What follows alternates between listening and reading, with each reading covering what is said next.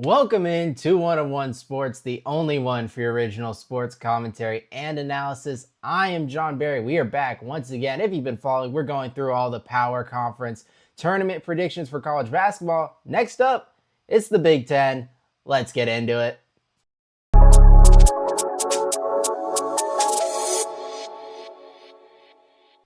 Before we get started, if you guys are enjoying college basketball content, any of the conference tournament predictions, or you want to see more March Madness content, which is going to be coming your way, consider leaving a like and subscribing to help me grow the channel. And with that being said, let's go over to the bracket. All right, getting a look at this bracket, we can see the Big Ten actually includes all 18 teams in their tournament, which means Maryland, Oregon is actually a first round play-in, as well as Northwestern, Penn State. But I put it all in just the second round, technically, as all one big first round. And we can start at the top, where I expect Maryland to beat Oregon. Oregon's been super disappointing this year. Thought they'd be a lot better when you see guys like Kwame Evans, Nate Biddle, and Jackson Shelstead returning. Along with the great coach in Dana Altman, I thought they'd be a really solid team. They were not, so I expect Maryland to beat them, and I expect Iowa to beat either of these teams to advance to play Ohio State. Iowa, pretty solid team. Then USC versus Washington. This is a game I am excited to watch. We usually not excited to watch 12 versus 13 seed, but I want to see Heinz Steinbach for Washington. Haven't seen a lot of him this year, and he is a first-round draft prospect. And then USC is playing arguably the worst basketball of anyone in the Big Ten. I think they're like a 7-game losing streak entering this tournament. But for some reason, I'm going to pick USC to win this game. Doesn't make a whole lot of sense. Eric Musselman's squad has been struggling. Elijah Arenas has not been as good as he was when he first returned to the team. He had like 3 20-point games. Hasn't really replicated that since then. Baker Mazar is obviously off the team. Rodney Rice has been out the whole year. It's been pretty disastrous end of the season for the USC Trojans. But for some reason, I think they're going to get this one win over Washington, who just beat them by 19 amidst this losing streak. So it doesn't make a whole lot of sense. But I just have a hunch USC is going to get one win here. Then I think Indiana can beat, I'm going to assume, Penn State. Haven't seen a lot of Penn State or Northwestern, but I think Lamar Wilkerson can go off, maybe get like 30. He's one of the best scorers in the Big Ten. Indiana gets the win. And then Minnesota Rutgers. This one, another one of these coin flip types. I'm going to slightly lean Minnesota. Back up top, Iowa, Ohio State. This should be a good one. Bruce Thornton versus Bennett Sturts. Really good matchup. And I'm slightly leaning the Hawkeyes. I like what I've seen recently. They took Michigan down to the wire. They took Nebraska down to the wire. Yes, they lost both those games, but those are the top 2 teams of the conference. I think they're playing some really good basketball. I think the Hawkeyes are going to advance here. Then USC is done. Like I said, they're fortunate I picked them to win even one round. I'm going to advance Wisconsin, who is just even though they have stumbled at times against some of the easier competition and played better against the hard competition, I have a hard time believing they would stumble in this one to a USC team that struggled so mightily. Indiana, Purdue. I'm going to go with Purdue, partly because I think they're going to win, partly because I want Braden Smith to play as many games as possible, just because I want to see this assist record broken. A couple years ago, or was it 2 years ago, I think, Antoine Davis, I believe was his name, for Detroit Mercy. We weren't able to see the points record be broken, which I was hoping to see. Now I'm hoping to see Braden Smith break the assist record. I'm always a proponent of wanting to watch history happen, so I'm wanting him to play as many games as he can get here, and I think Purdue is also just the better team. And then finally, I'll go UCLA over Minnesota, but this is one, UCLA is a team I have no grasp for. Coming into the year, had him preseason, I think like top 10. Donovan Dent hasn't had the year I thought he would, especially shooting the 3 ball, and they've been up and down. You can go from beating Illinois to losing to a team like Minnesota, and I just never know which way it's going to go. When I saw they finished 6th in the conference, that honestly jumped out at me because it just felt like such a tumultuous season that I did not think they finished that high in the standings. But 6 is not that bad, and I think advancing to the final 8 of the Big Ten Conference Tournament is also a pretty solid achievement for a Bruins team that at points this year looked like they might not make the tournament.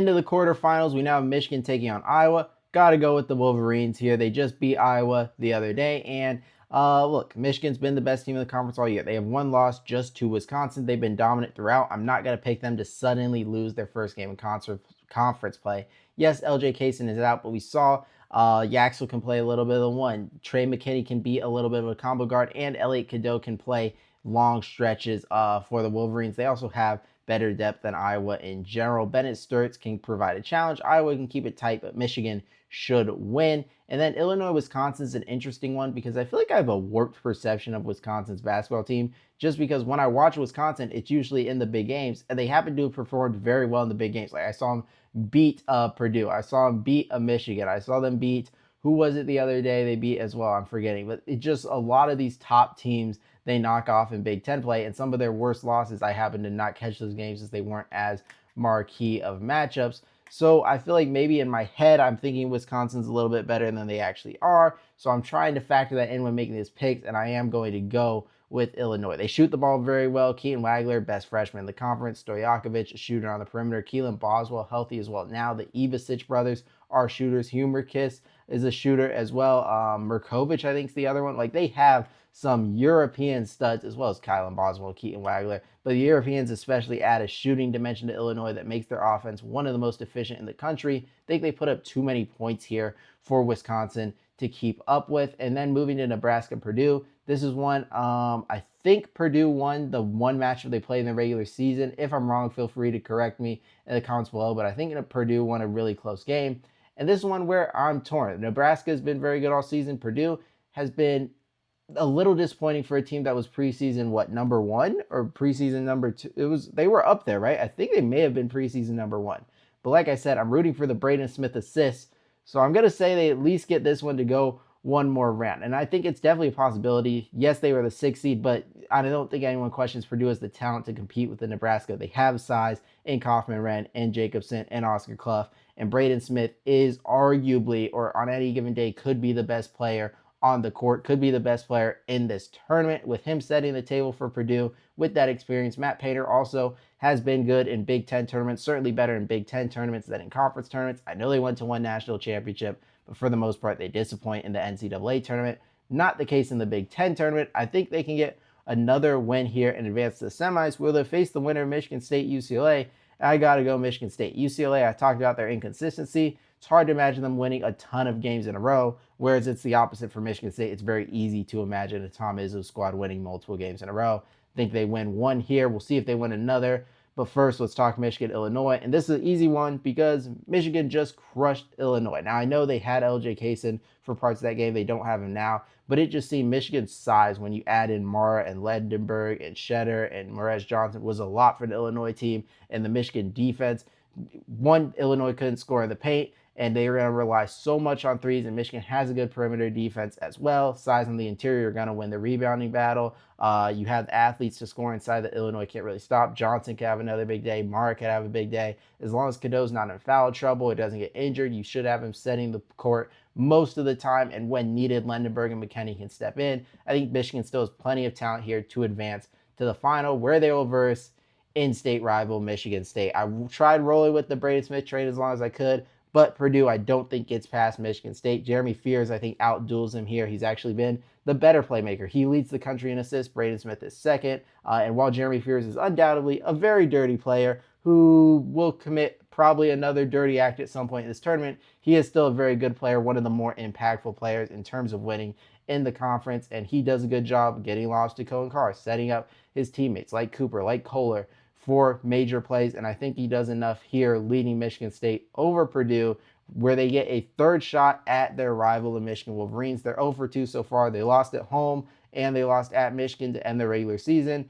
Do they lose 3 in a row? Yeah, they do. Michigan is 29-2 for a reason. They're best team in the Big Ten for a reason, and I know if you've been watching my videos, you're going to say, this guy picked chalk, chalk, chalk, chalk. But when you have teams this dominant in conference play, when you have Michigan losing one time in all of conference play to Wisconsin, it's hard not to pick them when they've been so dominant. Same goes for a team like Duke in the ACC or Arizona in the Big 12 or even Florida with how good they've been in SEC play. It's hard to pick an upset here. Like, why would I pick Michigan State when they swept Michigan State? Why would I pick Illinois when they beat Illinois by 15 handily? Like, am I going to pick them to lose their first game to Iowa when they've lost one game? Like, there's just not a place here to pick the upset. I don't see it. Lendenberg's the best player. Michigan's been the best team. They have the best depth. They have the most size. I like everything about this team. They could win a national championship. They certainly can win the Big Ten championship, and I think they're going to do that.